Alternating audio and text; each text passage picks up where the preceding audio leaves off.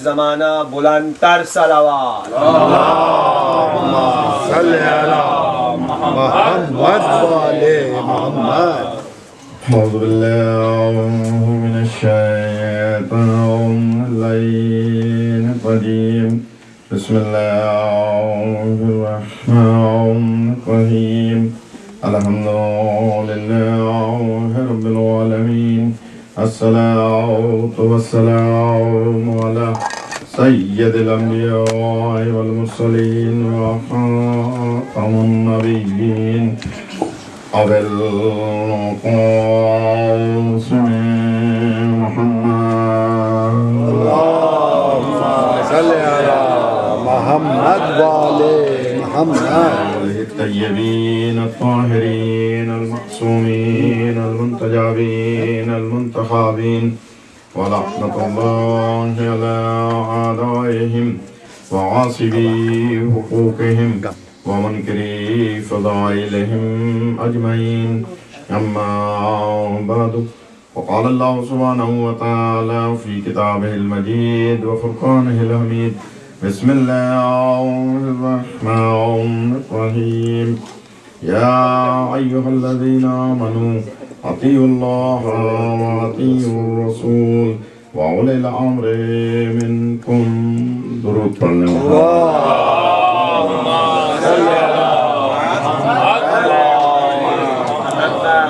جائبہ جملہ احترام صاحبان علم و فہم، عشرہ اولیٰ کی یہ 7ویں مجلس اس مقدس بارگاہ میں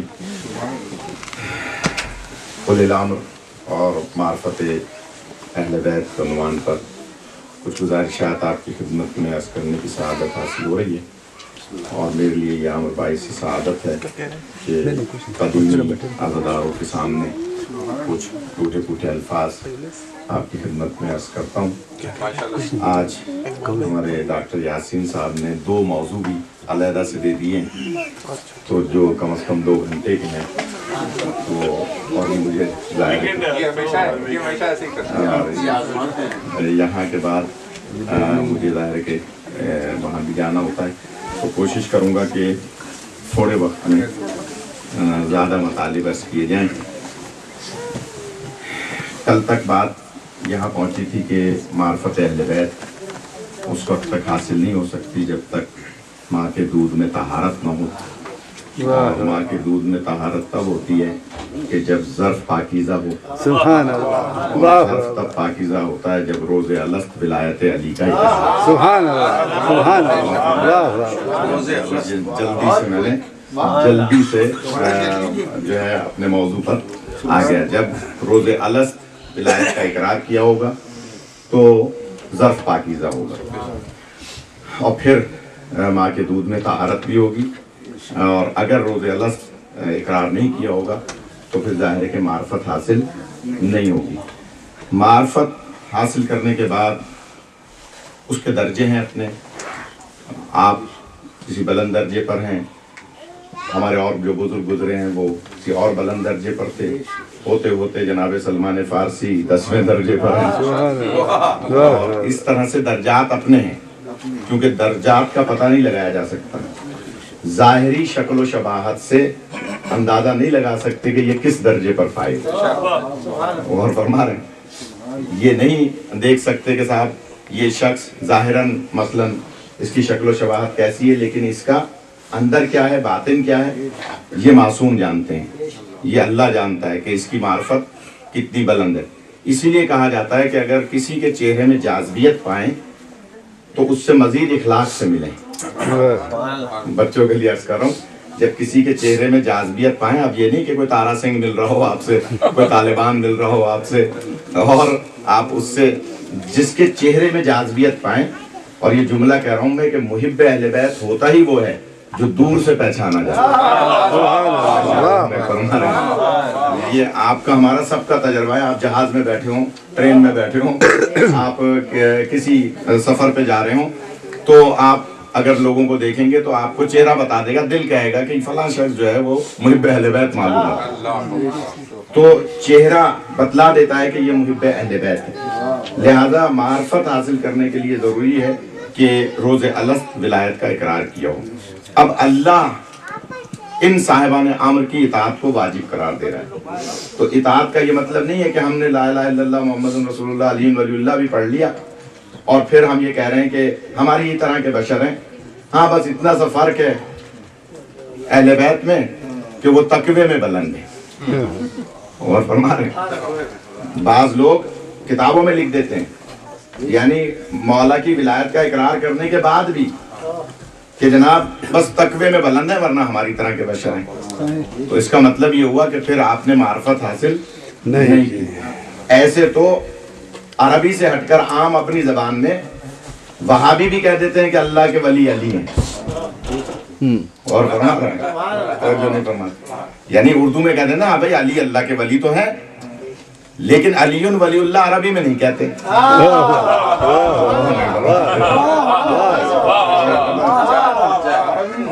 یعنی عربی میں نہیں کہتے علی ولی اللہ. ویسے تقریروں میں کہتے ہیں بھائی علی تو اللہ کے ولی تو ہیں لیکن علی ولی اللہ نہیں کہتے. تو یہ تو ایسے ہی ہو گیا کہ وہ علی ولی اللہ عربی میں نہیں کہتے لیکن صحیح معنی میں مانتے نہیں ہیں. آپ عربی میں کہتے ہیں لیکن صحیح معنی میں مانتے نہیں. ایک درود پڑھیں بلند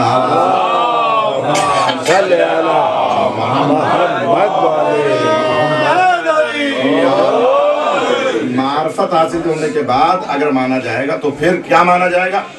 اب میں کل کی بات سے متصل کر رہا ہوں. مانا کیا جائے گا امور تکوینی پر قادر.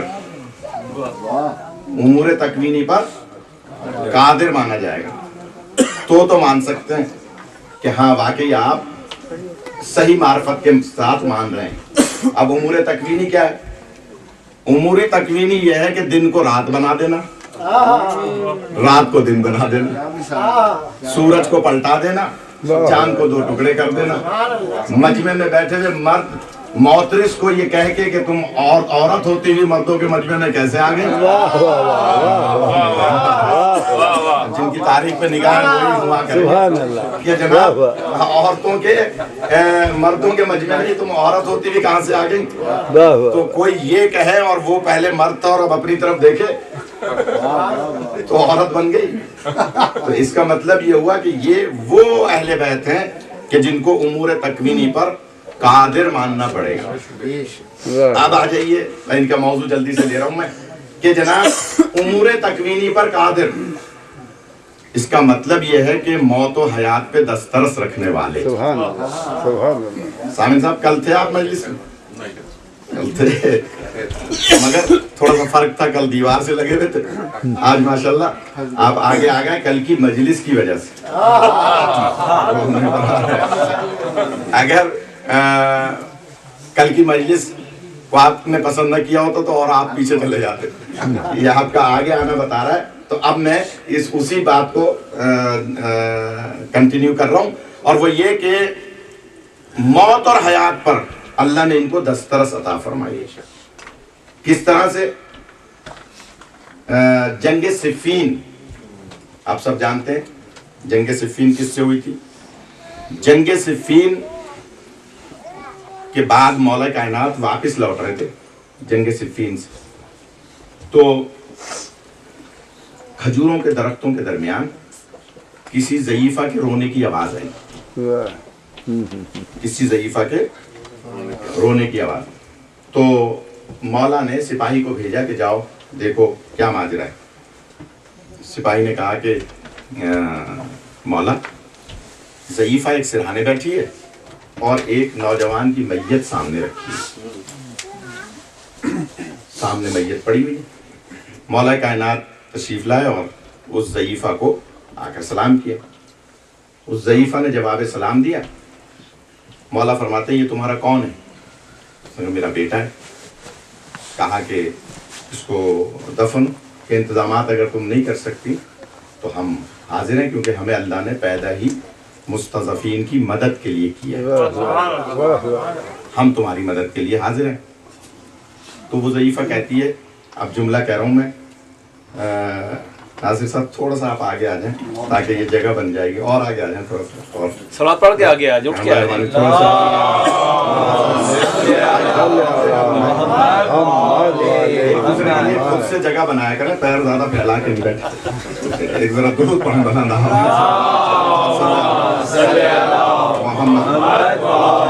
बहुत ही माजरत के साथ मैं क्या करूं, मैं मुनाफिकत नहीं रखता, जो दिल में आती है बात कह देता हूँ। खुदा आपको सलामत रखे। कि जनाब मौलाए कायनात फरमाते हैं कि इसके दफन का इंतजाम क्यों नहीं करती। जुमला कह रहा हूँ, मौलाए कायनात को मानती थी, पहचानती नहीं थी। मौला को मानती थी, पहचानती नहीं थी, यानी गायबाना मोहब्बत रखती थी। जैसे हम और आप गायबाना मोहब्बत रखते हैं। दावा तो बहुत से लोग कर देते हैं, मैंने ख्वाब में फला मासूम को देखा, फला मासूम को देखा, अल्लाह करे देखा हो, लेकिन ये दावे मुश्किल हैं, ये कह देना आसान नहीं है। लेकिन बहरहाल हम किसी की मार्फत पे एतराज़ नहीं कर सकते। हो सकता है कोई साहिब मार्फत ऐसा हो जो मासूमीन की ज़ियारत करता हो, इसमें कोई हमें एतराज़ का हक नहीं है। लेकिन हम गायबाना तौर पे मार्फत रखते हैं, उनकी गायबाना मोहब्बत रखते हैं। हमने उनको देखा नहीं, लेकिन हम मानते हैं, पहचानते नहीं है, मानते हैं। तो वो ज़ईफ़ा भी मानती थी, पहचानती नहीं थी। उसने कहा, ए अरब, आप अपने सफ़र पे जाइए। मौला फरमाते हैं कि मैं तुम्हें अपने सरदार का एक कौल सुनाता हूँ। मेरे सरदार का फरमान है कि जल्दी करना शैतान का काम है, इल्ला खमसता मवाज़े, सिवाय 5 मौक़ों के। यानी जल्दी करना शैतान का काम है, सिवाय 5 मौक़ों। तो ज़ईफ़ा कहती है, बताइए वो 5 मौके कौन से? मौला फरमाते हैं, अगर मौत वाक़े हो जाए तो दफन करने में जल्दी करो। ज़ईफ़ा कहती है, अच्छा और फरमाइए। मौला फरमाते हैं, मौत वाक़े हो जाए दफन करने में जल्दी करो। हमारे यहाँ पर कराची में क्या मर्ज़ है, ईद ही के सर खाने में मैयत रख देते हैं, बेटा कनाडा से आ रहा है और फरमा रहे वो देखेगा चेहरा, उसके बाद दफन करेंगे। मेरा सवाल यह है कि जिस बेटे ने 20 साल से माँ बाप का चेहरा नहीं देखा, उसे अब चेहरा दिखाने की क्या ज़रूरत है? कौन सी शरीयत में है कि चेहरा देखेगा तो नेकियों में इजाफा होगा? 3 दिन तक मैयत रखी रहती है, 4 दिन तक मैयत रखी रहती है, टिकट नहीं मिल रहा, जहाज़ नहीं मिल रहा, नहीं पहुँच रहा बेटा बेटी, शरीयत में इसकी कोई इजाज़त नहीं है। अब जुमला मैं ये कह रहा हूँ कि अगर अल्लाह को दुनिया में 4 दिन उसे मजीद रखना होता तो उसकी मौत 4 दिन पहले क्यों वाक़े हुई होती?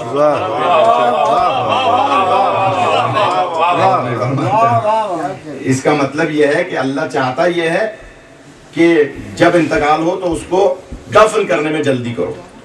अच्छा, एक सवाल और पैदा हो रहा है कि दफन कहाँ करते हैं हम? कहाँ दफन करते हैं? कब्रिस्तान में। कहाँ? जमीन में। जमीन में दफन करते हैं, तुराब के हवाले करते हैं। अब जो फजाइल सुनने के आदमी हैं थोड़ा सा जाग जाए, तुराब के हवाले करते हैं। जबकि अल्लाह ने 4 चीजों से बनाया इंसान को, जिन्हें अनासिर अरबा कहा जाता है, हवा, पानी, मिट्टी, आग। और हजरत आदम अलैहिस्सलाम का जब अल्लाह ने पुतला बनाया था तो 4 चीजें हम वजन ली थी। अल्लामा नजमुल करारवी साहब की तारीख इस्लाम उठा के देख लीजिए कि जितना पानी लिया था उतनी हवा ली थी, उतनी मिट्टी ली थी, उतनी आग ली थी। यानी 4 हम वजन चीजें ली थी अल्लाह ने, फिर पुतला हजरत आदम का बनाया था। और यह अलग बात है कि अल्लाह कुरान में फरमाता है कि हमने यदैन, अपने दोनों हाथों से आदम का पुतला बनाया।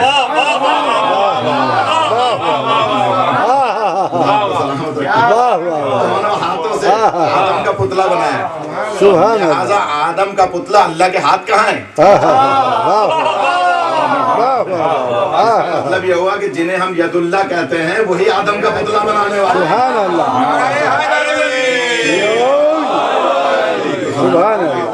लिहाजा जनाब आदम का पुतला, इधर आ जाइए, इधर जगह है, हुजूर इधर आ जाइए, एक दुरूद पढ़ना मोहम्मद।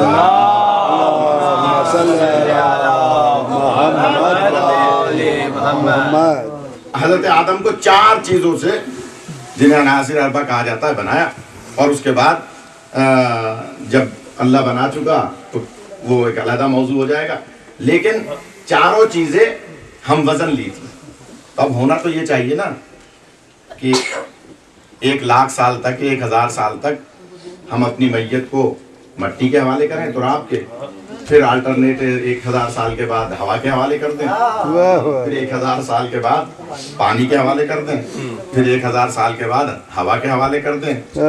تو ہم یہ اپنی میت کو, کیونکہ ہم وزن لیے ہیں اللہ نے ساری چیزیں, مگر کیوں ہمیشہ سے تراب کے حوالے اس وقت سے جب ایک کوے نے دوسرے کوے کو مارا اور قابیل کو بتلایا کہ حابیل کو ایسے دفن کرنا ہے, تو اس وقت سے لے کر اب تک ہم مٹی کے حوالے کرتے ہیں, تراب کے حوالے کرتے ہیں.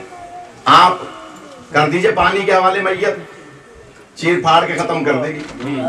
ہوا کے حوالے کر دیں, ختم کر دیجیے. آپ آگ کے حوالے میت کر دیجئے, جلا کے خاص طور ہندوؤں کی طرح کر دے گی. لیکن میں نے خود میتیں نکالی ہیں. مفاتی میں ایک دعا ہے, وہ پڑھیے اور 2 رکعت نماز پڑھ کے اگر کسی نے وصیت کی ہو کہ بھائی مجھے دفن کرنا کربلا محلہ میں, تو آپ مٹی سے یہ کہیں کہ ہم یہ اپنی میت 10 سال کے لیے امانتاً رکھ رہے ہیں,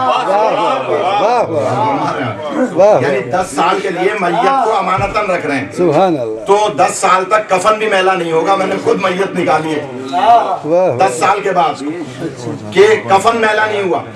اب میں جملہ کہہ رہا ہوں فضائل سننے والے حضرات کے لیے کہ اللہ نے ان 4 عناصر میں بھی 3 کو خائن بنایا ہے, ایک ہی کو امین رکھا ہے.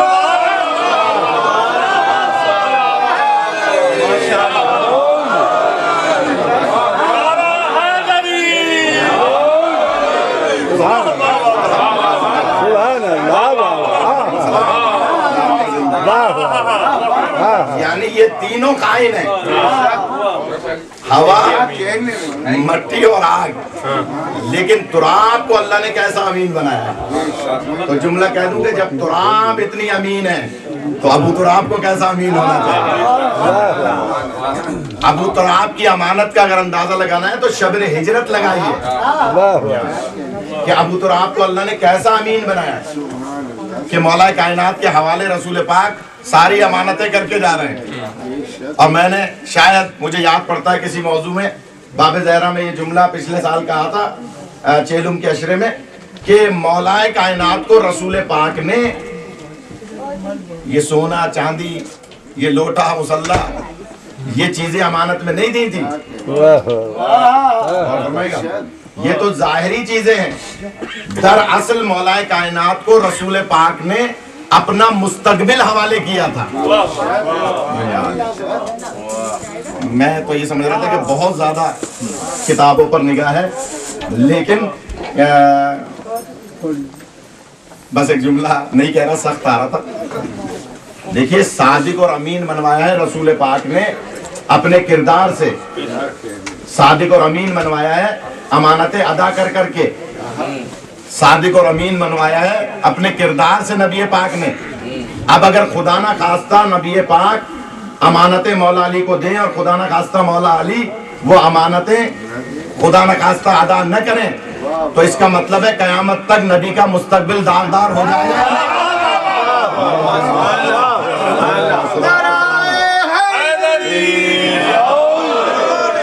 سبحان اللہ. اشتیاق بھائی ادھر جگہ اگر ادھر آ جائیں تو تھوڑا سا راستہ بھی بن جائے گا. ایک درود پڑھنا محمد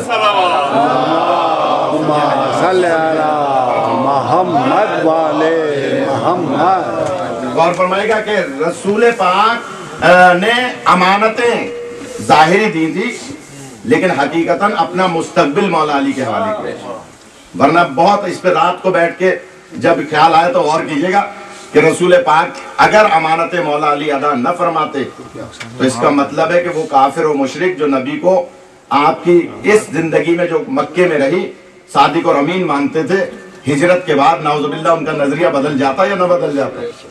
اس کا مطلب یہ ہوا کہ رسول پاک نے ظاہری چیزیں مولا علی کے حوالے ظاہراً کی تھی, حقیقتاً اپنا مستقبل حوالے کیا تھا. تو مسلمانوں اگر نبی اپنا مستقبل علی کو دے دیں تو آپ کو اعتراض نہیں ہے, ہم اپنی قیامت علی کے حوالے کر دیں.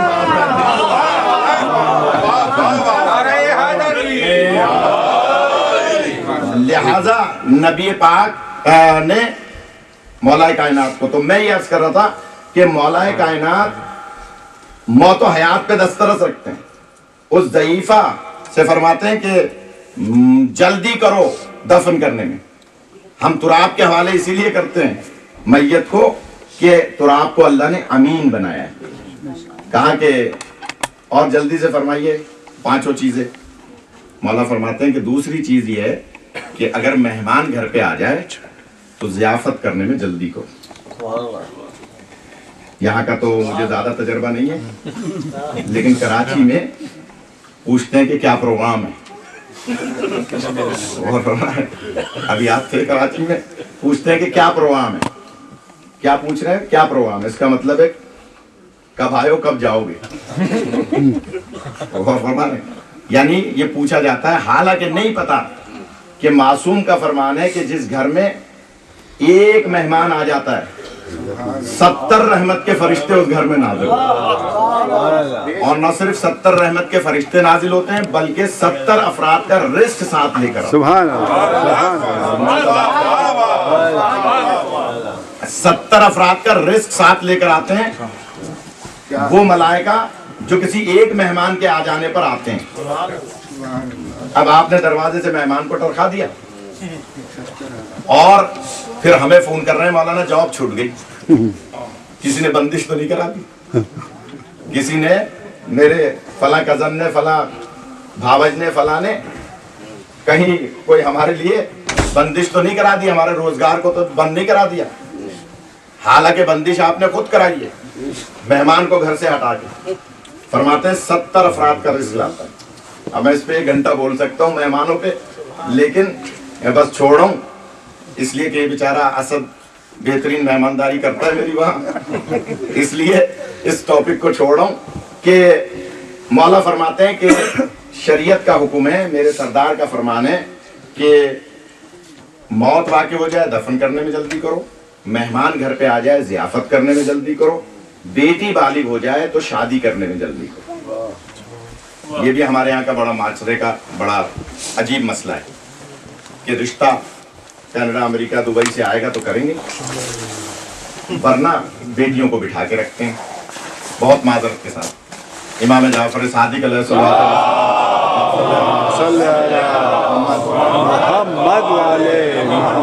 فرماتے ہیں کہ جس گھر میں 3 رشتے یکے بعد دیگرے آئے بچیوں کے اور آپ نے ان کو ٹھکرا دیا. اچھے تھے، اللہ پہ توکل کرتے تو آپ خوش رہتی، لیکن آپ نے ٹھکرا دیا یہ سوچ کے کہ اور اچھا آئے گا تو شادی کریں گے. اب امام کا جملہ ذرا سخت ہے. امام فرماتے ہیں کہ جس گھر میں 3 رشتے ٹھکرا دیے جاتے ہیں اس گھر میں رہنے والے تمام افراد کی دعائیں مستجاب ہونا بند ہو جاتا ہے. یعنی اس گھر میں رہنے والے تمام افراد کی دعائیں مستجاب ہونا بند ہو جاتی ہیں. یعنی اب دعا ہی قبول نہیں ہو رہی. پھر ہمیں کہہ رہے ہیں کہ صاحب فلاں مولانا صاحب کو فون کر کے کہ جناب بندش کرا دی کسی نے، بچی کا رشتہ ہی نہیں آ رہا. تو اس کا مطلب ہے بندش تو ہم نے خود کرائی ہے نا، جب دعا ہی قبول نہیں ہو رہی. تو میں نے یہ سوال آیت اللہ تقی بہجت سے پوچھا کہ اگر کسی کے اس طرح سے غلطی ہو گئی، کوتاہی ہو گئی، بھول ہو گئی، نہیں مسئلہ پتا تھا، رشتے آتے رہے ٹھکراتے رہے، اب بچی کی ایج زیادہ ہو رہی ہے، لہٰذا کیا کیا جائے؟ تو آپ فرماتے ہیں کہ اس کے ماں باپ کو جنہوں نے رشتے ٹھکرائے ہیں پہلے تو استغفار کی تسبیح پڑھنی چاہیے، دل سے توبہ کرنی چاہیے، اور اس بچی کو خود سورہ طارق کی رات کو 3 مرتبہ تلاوت کرنی چاہیے. سورہ طارق، یہ مائیں بہنیں خاص طور پہ سنیں، سورہ طارق کی تلاوت کرنی چاہیے جیسے ہمارا رواج ہے درود اول آخر پڑھ کے، اور چونٹیوں کو غذا کھلانی چاہیے. چونٹیوں کو، کیونکہ چونٹیاں کثرت سے محب اہل بیت ہوتی ہیں.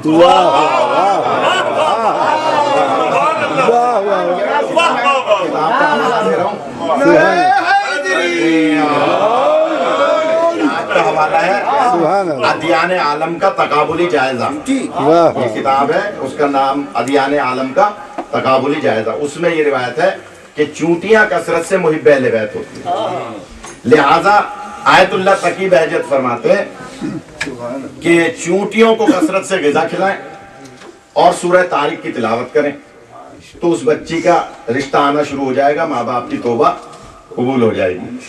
تو پوچھا کہ چونٹیوں کو غذا کھلانے کا مقصد ٹھیک ہے, محب اہل بیت تو انسان بھی ہیں, انہیں کیوں نہ کھلائیں کھانا؟ محبان اہل بیت تو انسان بھی ہیں, چونٹیوں کو غذا کیوں کھلائی جائے؟ اگر وہ محب اہل بیت ہے تو ٹھیک ہے. تو وہ فرماتے ہیں چونٹی سب سے پہلی دعا یہ دیتی ہے کہ اللہ اس کی نسل میں اضافہ فرمائے. سبحان اللہ, سبحان اللہ. چونٹی سب سے پہلے دعا یہ دیتی ہے کہ اس کی نسل میں اضافہ فرما, اور محب اہل بیت ہے. تو میں کہوں گا جب چونٹی محب اہل بیت ہو کر دعا کرے تو اللہ قبول کر لیتا ہے. سبحان اللہ. تو جنہیں افضل خلائق بنایا گیا ہے وہ اگر دعا کرے تو دعا کیسے رد ہو جائے؟ سبحان اللہ. جسے افضل بنایا گیا ہے, انسانوں میں افضل مخلوق بنایا ہے, اور پھر محبت اہل بیت ہمیں عطا کی ہے, تو دعائیں بس اپنی حیثیت کو پہچان کے دعا کی جائے. اپنی حیثیت کو پہچان کے, تو وہ دعا 100% اللہ کی بارگاہ میں, اللہ کبھی دعا کو رد نہیں کرتا. سبحان اللہ. کیسی بھی دعا مانگ لیں اللہ قبول کرتا ہے. یہ علیحدہ بات ہے کہ کب اس کا رزلٹ آنا ہے کب نہیں آنا وہ بہتر جانتا ہے.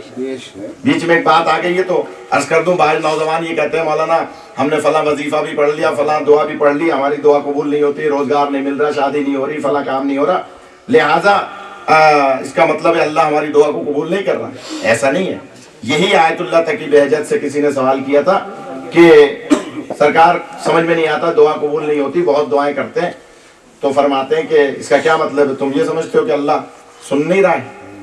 کہ نہیں, اللہ سن رہا ہے. کہا پھر اس کا رزلٹ کیوں نہیں آ رہا؟ تو فرماتے ہیں اس کی مثال ایسے ہے کہ ایک بچے کی ماں نے اپنے بچے کے لیے کوئی چیز پکا کے پلیٹ میں رکھی, بچہ آگے بڑھا اور اس کو کھانا چاہتا ہے, ماں نے اس کا ہاتھ روکا, شوہر نے کہا کیوں روک رہی ہو, پکایا اسی کے لیے. تو کہتی ہے کہ ہاں اسی کے لیے پکایا, لیکن میں جانتی ہوں کہ اسے کب کھلانا ہے, لہٰذا اللہ بہتر جانتا ہے کہ اس کا رزلٹ اس کو کب دینا ہے. سبحان اللہ, سبحان اللہ. لہٰذا جو حضرات یہ کہہ دیتے ہیں کہ صاحب دعا ہماری قبول نہیں ہو رہی, گویا اللہ نہیں سن رہا, ایسا نہیں ہے, اللہ سننے والا ہے. تو بس مولا فرماتے ہیں کہ اگر بیٹی بالغ ہو جائے تو شریعت کا حکم ہے شادی کرنے میں جلدی کرو, کیونکہ یہ موضوعات ایسے ہیں پانچوں کی کم سے کم 5 مجلسیں اس کے لیے درکار ہیں. لیکن میں جلدی سے اپنے مقصد پہ آ رہا ہوں جو انہوں نے موضوع دیا ہے کہ جناب مولا فرماتے ہیں کہ اگر گناہ سرزد ہو جائے تو توبہ کرنے میں جلدی کرو. واہ واہ واہ. کس سے فرما رہے ہیں ناظر صاحب؟ بتائیے نا. عورت سے. ہاں سوئیے نہیں کہ بتائیے عورت سے, اس ضعیفہ سے جس کے بیٹے کی میت سامنے رکھی ہے, اور فرما رہے ہیں اس سے فرما رہے ہیں کہ موت واقع ہو جائے تو دفن کرنے میں جلدی کرو, اگر بیٹی بالغ ہو جائے تو شادی کرنے میں جلدی کرو, مہمان گھر پہ آ جائے ضیافت کرنے میں جلدی کرو, گناہ سرزد ہو جائے تو توبہ کرنے میں جلدی کرو. واہ واہ واہ. یعنی گناہ, آپ کی خاموشی بتا رہی ہے کہ مجھے اس پہ بولنا چاہیے کہ جناب گناہ سرزد ہو جائے تو توبہ کرنے میں جلدی کرو. اس کا مطلب ہے ماشاءاللہ یہاں کوئی گناہ کرتا ہی نہیں ہے مجھ سمیت, اس لیے کہ توبہ کی بات ہے نا, توبہ کرنے میں جلدی کرو اگر گناہ سرزد ہو جائے. اس ملک کو حکم ہے اللہ کا کہ نیکی کرے تو فوراً لکھ لو, اس ملک کو حکم ہے کہ 9 گھنٹے تک انتظار کرو. یعنی اگر گناہ ہو جائے تو 9 گھنٹے تک انتظار کرو. ہو سکتا ہے کہ 9 گھنٹے کے درمیان نماز کا ٹائم آئے گا, یہ نماز پڑھ کے توبہ کر لے گا, میں اس کو معاف. لیکن اس ملک کو حکم ہے کہ جہاں آپ نے نیکی کا ارادہ کیا کہ ہم جا کر اس قدیمی بارگاہ میں مجلس سنیں, فوراً ایک نیکی آپ کے نام اعمال میں لکھ لی, چاہے راستہ بدلنا پڑ گیا, کسی اور وجہ سے نہیں آ سکے مجلس میں, لیکن نام اعمال میں نیکی لکھ لی گئی. سبحان اللہ. نیکی کا لکھ لیا جاتا ہے, بدی کا نہیں لکھا جاتا جب تک کہ 9 گھنٹے نہ گزر جائیں. 1 گھنٹے سے لے کے 9 گھنٹے تک کی روایات ہیں ہمارے یہاں. تو معصوم فرماتے ہیں کہ اللہ دیکھتا ہے کہ کوئی توبہ کر رہا ہے تو میں اس کے گناہوں کو معاف. 5ویں بات, نماز کا وقت ہو جائے تو نماز پڑھنے میں جلدی کرو. اب اس پہ بھی میں کئی گھنٹے بول سکتا ہوں لیکن چھوڑ رہا ہوں. مولا فرماتے ہیں کہ اے ضعیفہ جلدی کرنے کا حکم ہے، سرکار نے فرمایا شریعت کا حکم ہے، لہذا آپ اس کو اپنے بیٹے کی میت کو دفن اگر نہیں کر سکتی تو ہم مدد کے لیے حاضر ہیں۔ امور تکوینی پر قدرت رکھنے والوں کی معرفت۔ واہ واہ واہ ضعیفہ کہتی ہے کہ اے رب آپ اپنے سفر پہ جائیے، واہ واہ واہ واہ اپنا کام کیجئے، میں اپنے بیٹے کو دفن نہیں ہونے دوں گا۔ غور فرمائے گا خدا را، اتنی زیادہ تبلیغ کے بعد وہ کہتی ہے کہ آپ جائیے، میں اپنے بیٹے کو دفن نہیں ہونے دوں گا۔ مولا فرماتے ہیں کیوں؟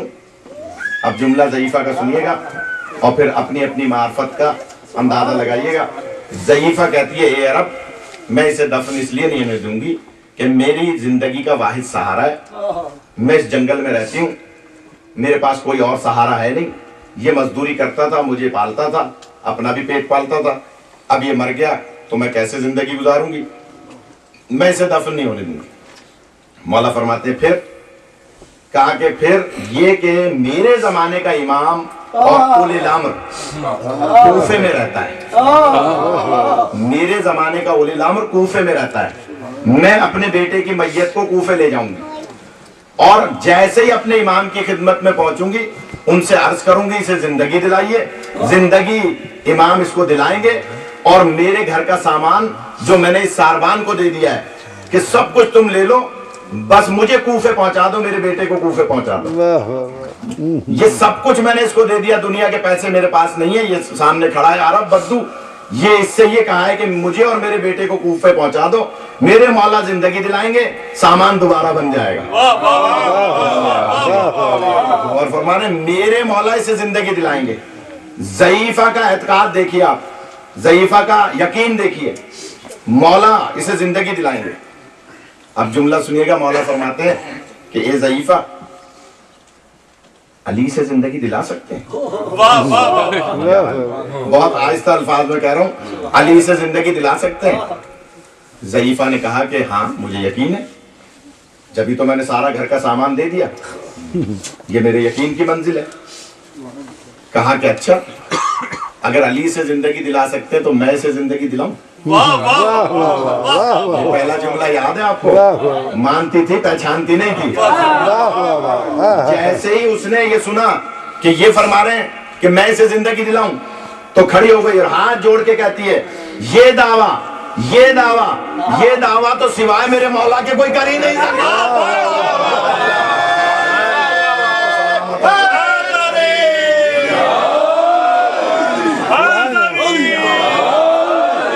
یہ دعویٰ تو سوائے میرے مولا کے کوئی نہیں کر سکتا، لہذا اس کا مطلب یہ ہوا کہ آپ ہی میرے مولا ہیں۔ مولا میں معافی مانگتی ہوں، میں بیٹھی رہی آپ کھڑے رہے، میں تیز بولتی رہی آپ سنتے رہے، میں معافی چاہتی ہوں۔ مولا فرماتے ہیں شریعت ظاہر پر ہے، اگر تم ہمیں پہچانتی اور پھر عزت نہ کرتی تو تم سے مواخذہ ہوتا، لہذا تم نے ہمیں دیکھا نہیں تھا، غائبانہ محبت رکھتی تھی، لہذا میں علی تمہیں معاف کرتا ہوں۔ اور فوراً مولا نے 2 رکعت نماز پڑھی، غور فرمائے گا، 2 رکعت نماز پڑھ کے اور مولا نے اپنے پیر کا انگوٹھا اس کے جسم کے ساتھ مس کیا، اس میت کے جسم کے ساتھ اپنے پیر کا انگوٹھا مس کیا اور فرماتے ہیں قم باذن اللہ۔ نہ ہو روایت، میں ذمہ دار ہوں، یہ بیچ والے لوگ جیسے چاہیں سنیں ان کی مرضی، لیکن میں جملہ یہ کہہ رہا ہوں کہ مولا کائنات نے انگوٹھا مس کر کے قم باذن اللہ کہا، وہ دونوں ہاتھ زمین پر ٹیک کر کھڑا ہوا اور جملہ کہتا ہے السلام علیکم یا امیر المومنین۔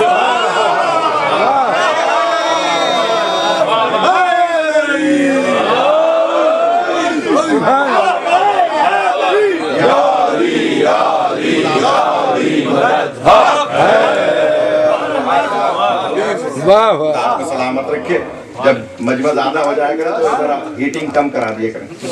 تو مولا کائنات فرماتے ہیں کہ میں اسے زندگی دلاؤں،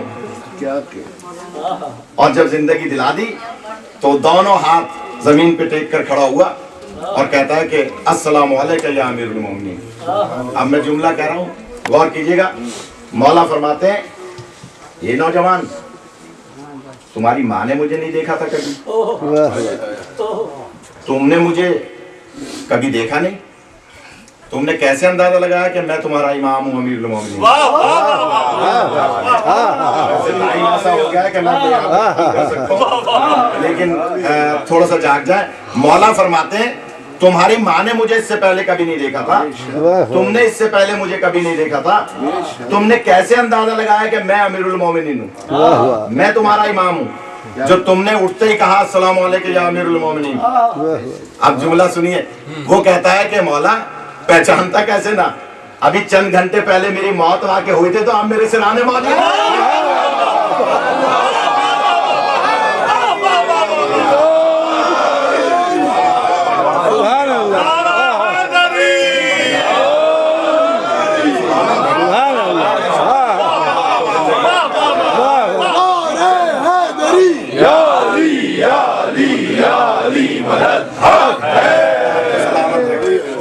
मौला फरमाते हैं कि कैसे पहचाना, काफी चंद घंटे पहले मेरी मौत वाक़ई हुई थी तो आप मेरे सिराने मौजूद थे।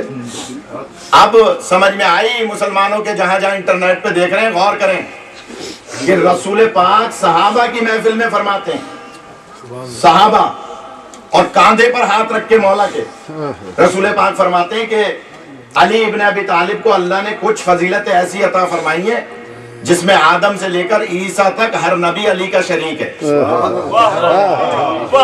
अदीब हजरात तशरीफ फरमाए, पढ़े लिखे हजरात, शौरा हजरात तशरीफ फरमाए, रसूल पाक ने फरमाया कि आदम से लेकर ईसा तक हर नबी अली के फजाइल में शरीक है।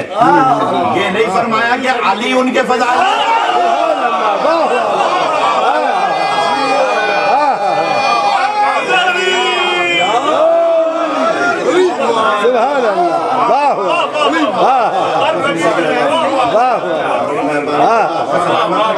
ये नहीं फरमाया कि अली उनके फजाइल में शरीक है, फजाइल अली के हैं, अंबिया शरीक है। हमारे यहाँ तो बहुत होता है शरीक चेयरमैन, शरीक चेयरमैन। लिहाजा कहा कि अली के फजाइल है, शरीक अंबिया है। और अगला जुमला, वहां तो 7 सहाबा बेहोश हो गए थे रसूल पाक का अगला जुमला रसूल पाक ने जो बयान फरमाया हमारी किताबों में मौजूद है, यहाँ इंशाल्लाह कोई बेहोश नहीं होगा। अली अली रसूल पाक फरमाते हैं कुछ अली के फजाइल ऐसे हैं जिसमें आदम से लेकर मुझ खातम तक कोई अली का शरीक नहीं।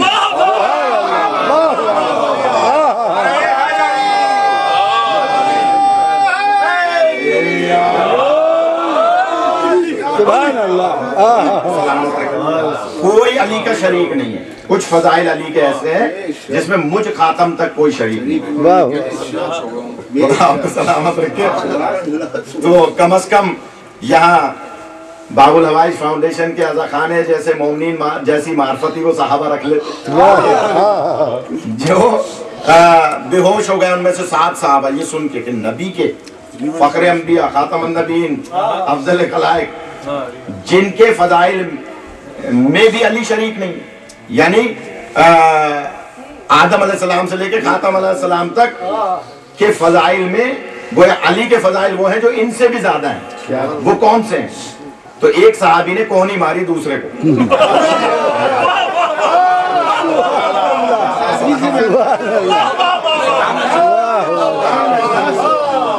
इसलिए कि जिगर जो है वो हलक में आ गया था।